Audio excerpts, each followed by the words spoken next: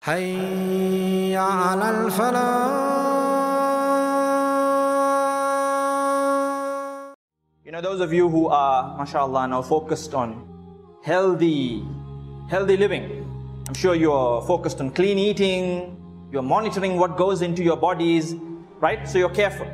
And when you enroll yourself into like a gym or something like that where you're trying to pursue a healthy lifestyle, your trainer, your coach would instruct you, would tell you, it's best that you have a journal, a log, where you log what you're eating. Why? To be able to know, okay, today I've eaten this. Just imagine if we had a log or a journal for our thoughts, for what we allow to creep into our mind, for the things that we hear around us, for the conversations that we indulge in. This is all intake. It's all coming into you. So much to the extent that we have information flooding, unnecessary information, flooding our lives from all parts of the world. We are involved in scandals that don't even concern us, that we have no connection whatsoever. Someone in some part of the world is going through a difficult time in his or her life, is going through a crisis, and you and I here, we have an opinion. Why? Because someone forwarded it to us on one of the WhatsApp groups. So now we are aware of what's going on in that part of the world. And here we are declaring opinions, oh, maybe it was like this and like that, and that person is wrong, this person is right. Don't you all agree? Constantly notifications coming through. You've got your WhatsApp, you've got your Instagram, you've got this platform, that platform that you are in, your Viber, this, that. You've got so much of information coming in. Whilst in reality, you don't need all of that. It really doesn't matter. If you sit down for a minute and think of all the information that's coming in, what really matters? Honestly, it's just like 1%. So many notifications coming through, it disturbs you.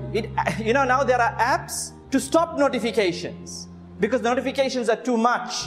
They disturb you, they hamper and render you unproductive. You start to procrastinate. You're working at office and then suddenly email comes through, WhatsApp message comes through. So you go from this to that, to your Facebook social media feed, this, that. You end up not doing anything, you procrastinate. Students were studying, they keep switching from social media feeds. In the past, like in 2013 or 2014, I think the average user of Facebook would check his or her social media feed, not on the mobile phone, like maybe on the desktop perhaps, 20 to 25 times per day. Now the number has doubled and tripled.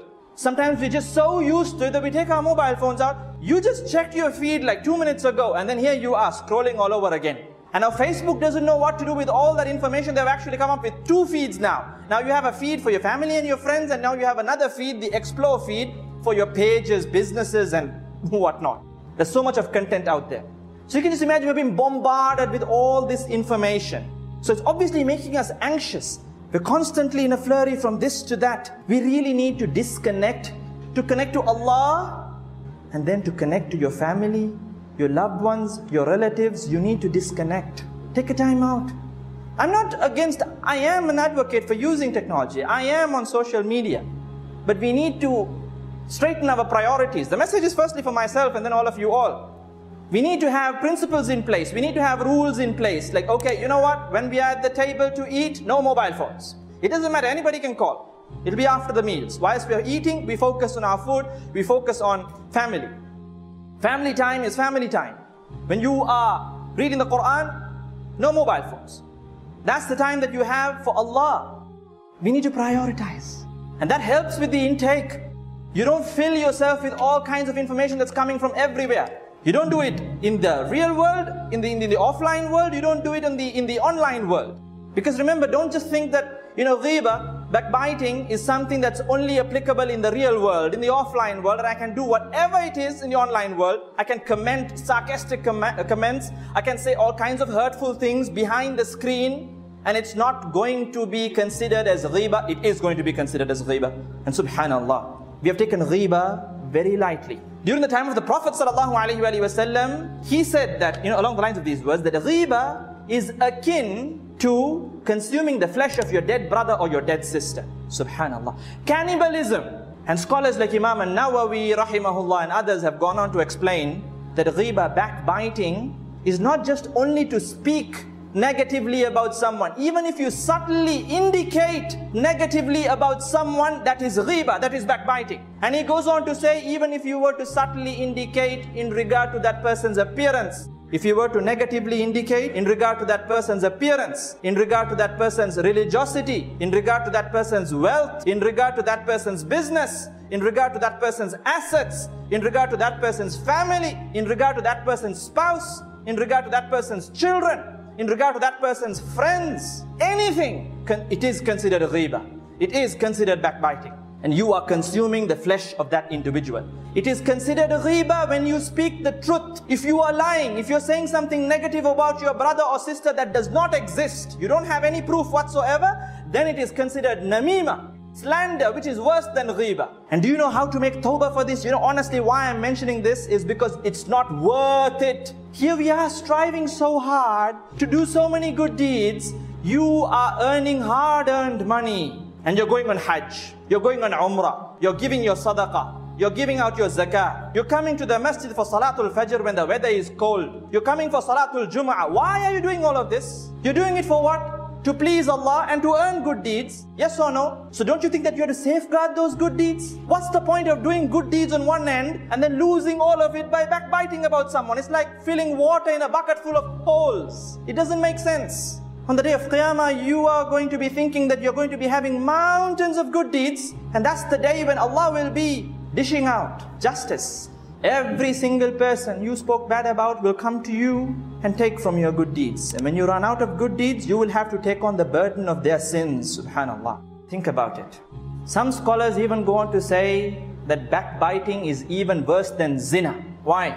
Because zina, it's between you and Allah. If Allah forgives you, your record is clear. But backbiting, you have trespassed firstly the limits of Allah, huququllah, and then secondly huququl ibad as well. So if you want to make tawbah in regard to backbiting, you need to first seek the forgiveness of Allah. You need to lament, you need to cry, you need to weep, and you need to turn back to Allah. Oh Allah, forgive me for what I have spoken about this individual. And it doesn't end there.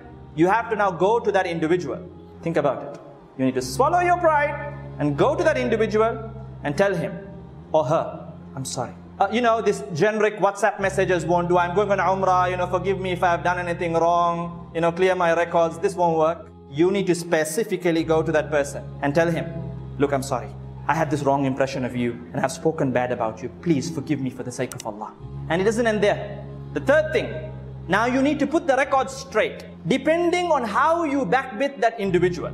Let's say you were in a WhatsApp group with, 50 members, and you started backbiting and you're the admin of the group, mashallah, and you used that group to backbite about this. Some people even make groups with headings to backbite about others, subhanallah. This group is to backbite about so and so. If you influenced all those 50 people, like say if I were to use this platform, al-iyadhu billah, to come here, and how many of you here? 500,000 of you here. And if I speak bad about someone, Mr. X, I speak bad about him, and I have told you all, so and so is bad, so and so is this. Now my tawbah, I have to again come to all of you and tell you, you know what? I had this wrong impression of Mr. X. It was all wrong. He's actually a good person. He's like this, and I have to mention his good qualities and his good traits. Do you have the time for all of this, my dear brothers and sisters? Do you have the time? Don't you think that we have better things to be doing? We live in a time and an era where time is running so fast. And in the midst of this, do you want to accumulate such sins? And this is why I said we need to disconnect at times, because if not, you're even backbiting about people who live in another part of the world. Say some international public figure is going through some problem in his or her life. Some political leader is going through some problem. Some celebrity is going through something. And here we are, like a cricketer, a sportsman or someone. And here we are discussing about their lives, about their marriages, about their children. Is it benefiting you in any way? Are you getting any good deeds out of it? Don't you think it will be better for you to focus on something related to your dunya, perhaps your business, earning some money, spending time with your family, your children, or doing something for your akhirah? Reading the Quran, doing some dhikr, thinking about Allah, furthering your knowledge, seeking knowledge, reading a hadith. Don't you think that's better, more productive than gathering, sitting, drinking coffee and talking bad about others? May Allah save us all.